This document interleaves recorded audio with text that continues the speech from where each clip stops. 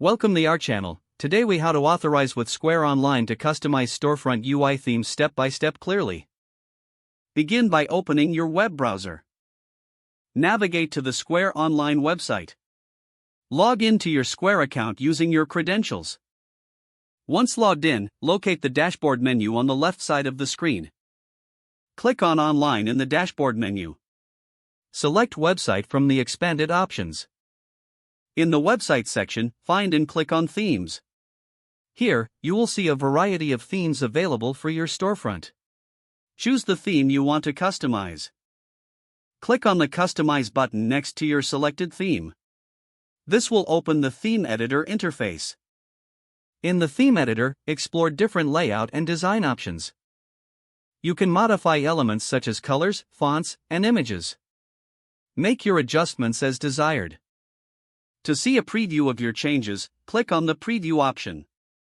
Once satisfied with your customizations, locate the Publish button. Click on Publish to apply your changes to your storefront. Wait for the confirmation that your changes have been successfully published. You can now visit your storefront to see the new UI theme in action. If needed, return to the Theme Editor to make further adjustments. Your storefront is now uniquely customized with your chosen theme. If the page does not load, refresh the browser or try again in a private or incognito window. Make sure you are using the correct email address, then retype it carefully to avoid small typos. If your password is not accepted, use the Reset option and create a new strong password you can remember. Check your spam folder for verification or security emails, then complete any requested confirmation steps. Enable two-factor authentication if available to improve account security and reduce unauthorized access risk.